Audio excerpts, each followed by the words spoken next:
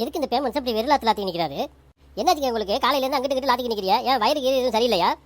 அதெல்லாம் ஒன்றும் இல்லை, பள்ளிக்கு போகணும். அதுக்காக தான் சல்லாவை தெரிவிக்கிட்டு இருக்கிறேன். எங்கே வச்சுட்டு தெரியல. இது பள்ளிக்கு போக போறியலா? ஏன் ராத்திரி விடிய விடிய அங்கே எங்கே நின்று எங்கே பார்த்தாலும் ஒரு இடம் விடாம நின்று தொழுதுக்கு நின்றியல? இப்போ என்ன மறுவ என்ன பள்ளிக்கு வர? உனக்கு என்ன தெரியும்? இன்னைக்கு 10th ரிசல்ட் வருதுல்ல, அதுக்காக தான் போய் ஆண்டோட்டு துவா கேட்கலாமேட்டு போகிறேன். சரி, சல்லாவை பார்த்தியா இல்லையா? நான்லாம் சல்லாவெல்லாம் பார்க்கல. நீங்கள் போய் பள்ளியாசல்ல சல்லா இருக்கும், அதை எடுத்து சொல்லிட்டு வாங்க. அல்லவே நம்மளும் மறந்துட்டு நிற்கிறோமே. இன்னைக்கு சேட்டுக்கு வேற பரிச்சை ரிசல்ட் எல்லாம் வருதுன்னு சொல்லிட்டு இருந்தான். அவன் கொஞ்சம் கூட கவலைப்படாமல் வந்து படுத்து கிடக்குறானே. சேட்டே எந்திரி பாப்பா, மணி 10 மணி ஆயிடுச்சுல, போய் ரிசல்ட் பார்க்கணும்னு சொல்லிட்டு இருந்தியா? அப்படி கொஞ்சம் கூட பொறுப்பு இல்லாமல் படுத்து கிடக்குறா. போமா, எதிர்த்து போய் இப்போ ரிசல்ட் பார்த்துட்டு வா. ஏமா தூங்கிட்டு இருக்கிறவனை எழுப்பி விட்டு சரியாக கொடுத்துட்டு இருக்கிறா? ரிசல்ட் வந்து வரட்டுமே, அதெல்லாம் நம்ம பாஸ் ஆயிடலாம். எனக்கு தெரியும் பாப்பா, நீ பாஸ் ஆயிடுவான்ட்டு. உங்கள் அப்பா தான் வந்து பதறிக்கிட்டு நிற்கிறாரு. இந்த வருஷம் நம்ம பாஸ் ஆகுமா இல்லையாங்கிறது தெரியலையா அப்படின்ட்டு. இப்போ அப்பா எங்கே போனாரு? அதே அப்பா கேட்குறா. ராத்திரி விடிய விடிய ஒரு இடம் விடாமல் நின்று தொழுதுக்கு நின்றாரு. இப்போ காலையில் எழுந்திரிச்ச உடனே பள்ளியாசலுக்கு போகிறேன், சல்லா எடுத்து கொடுத்துட்டு நம்மளை போட்டு தொந்தரவு பண்ணிட்டு நின்றாரு. அதில் சல்லாவெல்லாம் இங்கே இல்லை அப்படின்னு சொன்ன உடனே சரி நான் பள்ளியாசலில் இருக்கிற சல்லா வச்சு தொழுறேன்ட்டு ஓடிட்டாரு. சரி பாப்பா, நீ எந்திரிச்சு போய் குளிச்சு எடுத்துட்டு போய் ரிசல்ட்டை பார்த்துட்டு வாமா. நீ அம்மா கவலைப்படுறா? நம்மளாம் 100க்கு 100 வாங்கி பாஸ் ஆகிற ஆளு. நான் சரி நான் போய் குளிச்சுட்டு வரேன். என்ன காலையில் என்ன சாப்பாடு சுட்டு வச்சுக்கிறா? உனக்கு பிடிக்குமென்று உப்புமா செஞ்சு வச்சுக்கிறேம்மா. எது உப்புமாவா? எனக்கு தெரிஞ்சு போச்சு அப்பா ஏன் பள்ளியாசலுக்கு விழுந்து ஓடினாருன்ட்டு. அவர் போய் தொழுவாலும் போல, அவர் போய் சாப்பிட போயிருக்காரு. இந்த உப்புமானு தெரிஞ்சதுனால தான் ஓடி இருக்காருன்னு நினைக்கிறேன். ரொம்ப பேசாதடா, போய் குளிச்சு வச்சுட்டு வாடா சீக்கிரம். சரி மாமா, நான் போய் ரிசல்ட்டை பார்த்துட்டு வந்துடுறேன். சரி, எப்படி பாஸ் ஆகிடுவீங்களா பாப்பா? அதெல்லாம் நீ கவலைப்படுறா? 100க்கு 100 மார்க் நம்ம எடுக்கிற பார்த்துக்க. சரி பாப்பா, நல்ல மாதிரியா போயிட்டு வாமா. ஆண்டவனே, நீ தான் எப்படியாவது சேர்த்த 100க்கு 100 மார்க் எடுக்க வச்சு பாஸ் பண்ண வைக்கணும். அப்படி மட்டும் அவன் பாஸ் ஆகிட்டான்டாக்கா வர்ற முசாபருக்கு 1,000 ரூபா தர்மம் பண்ணுறேன். அல்லாவே தெரியாத நம்ம 1,000 ரூபா தர்மம் பண்ணுறோன்னு வேண்டிக்கிட்டோமே. சரி தொலைஞ்சு போகுது, வருஷத்துக்கு ஒரு காத்தானே நம்ம தர்மம் பண்ணுறோம். போயிட்டு போகுது 1,000 ரூபா தானே.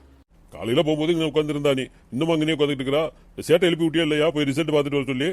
இப்போ தான் எழுப்பி விட்டேன், தூங்கி முடிச்சு இப்போ தான் லேட்டாக எந்திரிச்சு போகிறான். எழுப்பி விட்டேன் என்ன பிடிச்சி அவன் வந்து என்ன வந்து கடிக்கிறான். ஏன் உமா என்ன வந்து தூங்கிட்டு என்ன வந்து டிஸ்டர்ப் பண்ணுறான் அப்படின்ட்டு. அவனே கூலாக போய்கிட்டு இருக்கிறான். 100க்கு 100 மார்க் வாங்கிடுவான் அப்படின்ட்டு. நீங்கள் ஏன் டென்ஷன் நினைக்கிறீங்க? இப்போ அவன் உனக்கு தான் தெரியும், அவன்கிட்ட சொல்லல. உனக்கு என்ன தெரிய போகுது?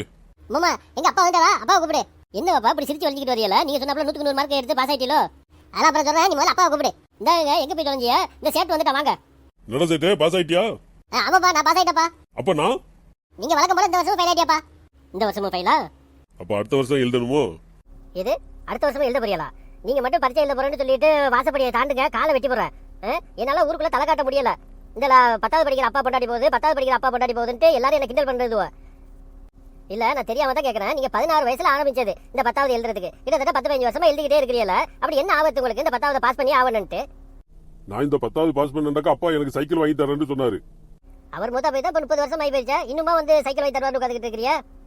அவரு வாங்கி தர போறது கிடையாது. இருந்தாலும் நான் அவருக்கு கொடுத்த வாக்கு மாத்த முடியுமா? நான் 10வது எப்படியாவது பாஸ் பண்ணிடுறப்பான்னு சொன்னதா. நீங்க மட்டும் 10வது பரிச்சை எழுத போறேன்னு கீழே இறங்க. அப்புறம் இருக்குது உங்களுக்கு இந்த காலை உடைக்கிறதா இல்லையான்னு மட்டும் பாருங்க. நீங்க பார்வா செட்டி என்ன சொல்றான்ட்டு ஒரு காலத்தை உடப்பேன்னு சொல்லிச்சு. நான் 2 காலையும் உடப்பேன். நீங்க மட்டும் பரிச்சை எழுத போனீங்கக்கா. உங்களால எனக்கு அவமானமா போயிருச்சு. எல்லாருமே வந்து போட்டோலாம் எடுத்துட்டானுவா. அப்பாவும் பேரனு எக்ஸாம் எழுத வந்துட்டானுவா அப்படின்ட்டு. ஏப்பா இந்த மரத்துல ஏறி உட்காந்துட்டு இருக்கிறியா? நான் இந்த மரத்துல உளுந்து சாவ போறேன். எது மரத்துல உள்ள சாவ புரியல? ஏப்பா எது பிரச்சனையா வீட்டுல? ஆமா தம்பி, அடுத்த வருஷத்துக்கு 10வது பரிச்சை எழுத கூடாதுன்னு என் முன்னாடி சொல்லிவிட்டா. அதனால எனக்கு ரொம்ப மன உளைச்சலா இருக்குது. அதனால இந்த மரத்துல இருந்து உளுந்து சாவ போறேன். அப்பாட்டு பாத்துட்டு இருக்கிறேன். இல்லடாக்கா 10 ரூபா கொடுத்தாங்களோ வாயில இருந்து நல்ல வார்த்தை வராது சொல்லிவிட்டேன். ஏங்க இந்த வயசுல உட்காந்துட்டு 10வது பரிச்சை எழுத போறேன்னு சொல்றீங்களா? வெக்கமே இல்ல உங்களுக்கு? நீ 10வது பாஸ் பண்ணிட்டியா? நான் பாஸ் பண்ணல. அது என்னப்பா? நீ அப்ப அந்த பக்கத்துல இருக்க மரத்துல ஏறி உளுந்து சாவு. 10வது பாஸ் பண்ணாத நீ எதுக்கு உயிரோட இருக்குன்னு? ஏப்பா உங்க பேரை பாஸ் ஆயிட்டானே, அந்த சந்தோஷம் கூட உங்களுக்கு இல்லையா? அவன் பாஸ் ஆகணும் தான்டா எனக்கு மனவேதனைய. உங்கள்கிட்ட பேசி காரியல, நான் போய் மூம்பட சொல்றேன். போடா போடா, நீ யார்கிட்ட போய் சொல்லு போ. பாத்தில மாமா, நான் சொன்னதை நீங்க நம்பலையா? மரத்துல உட்காந்து இருக்கிறத பத்தி இல்ல, கீழே வந்து சாப்பிடறாராம். என்னங்க இது? என்ன வேலை பண்ணிக்கிட்டு இருக்கிறீங்க? சின்ன பிள்ளை தானம்மா, கீழே இறங்குங்க. நான் கீழே எல்லாம் இறங்க முடியாது. நான் கீழே இறங்கணும்டாக்கா அடுத்த வருஷம் 10வது பரிச்சை நான் எழுதணும். அதுக்கு சம்மதிக்கிறியா? என்னங்க இப்படி பேசுறீங்க? உங்களை விட்ட எனக்கு யாருங்க இருக்கிறா? நல்லா இருப்பீங்க, கீழே இறங்கி வாங்குங்க. அப்பா நீங்க அவசரப்பட்டெல்லாம் கீழே இறங்கிறாரியா? அப்படி இறங்கிறதுக்கு முன்னாடி இந்த கை கிட்ட இருக்க பத்தியில ஒரு மாங்கா, அதை பறிச்சு போடுங்க. வாயெல்லாம் ஊறுது. கழிச்ச சேர்த்து கொஞ்சம் நேரம் சும்மா இருடா. நானே வந்து வேதனையில இருக்கிறேன். உனக்கு மாங்காய் கேக்குதோ? மாங்கா நல்லா இருப்பீங்க, கீழே இறங்குங்க. நான் கீழே எல்லாம் இறங்க முடியாது. மாமா நடக்க இந்த கல்லை விட்டு அடிச்சு இறக்கிறவா வர? அப்படி எதுவும் பண்ணிடாதடா. நானே பயந்து போயிருக்கிறேன். அவர் மேல அப்படி உட்காந்துட்டு இருக்காரு. நல்லா இருப்பீங்க, கீழே இறங்குங்க. அடுத்த வருஷம் 10வது பரிச்சை நான் எழுதணும். அதுக்கு சம்மதிக்கிறியா? நீ அப்படி இருந்தாக்கா சொல்லு, நான் இறங்குறேன். ஒழுங்கு மரியாதை கீழே இறங்கி சொல்லிவிட்டேன். நான் இப்ப மேல ஏறி வந்து வச்சுக்கிறேன். விளக்க மாதிரி பிஞ்சு பேரு. ஒழுங்கு மரியாதை கீழே இறங்கிடு. இன்னொரு தடவை இதே மாதிரி மரத்துல ஏறி உட்காந்துக்கிட்டு நான் சாவ போறேன், அது பண்ண போறேன், இது பண்ண போறேன் ஏதாவது மிரட்டிக்கிட்டு உட்காந்துக்கிட்டு இருந்தேன்னு வைங்க, நானே கழுத்தை வச்சு கொண்டு போய் சொல்லிவிட்டேன். இல்லம்மா, நான் இனிமே அது மாதிரி எல்லாம் பண்ண மாட்டோமா. இனிமே 10வது பரிச்சை எழுத போறேன் கேப்பியா? இல்லம்மா, இனிமே நான் 10வது பரிச்சை எழுத போறேன்னு கேட்க மாட்டோமா. ஒழுங்கு மரியாதை நேரா வீட்டுக்கு போகணும்னு சொல்லிவிட்டேன். நான் அந்த பின்னாடியே வருவேன். சரிம்மா, நான் வீட்டுக்கு போறேம்மா. என்னமாமா ஒரு சவுண்ட் விட்டோன்னு அப்பா கிடுக்கிட்டு இறங்கிட்டாரு.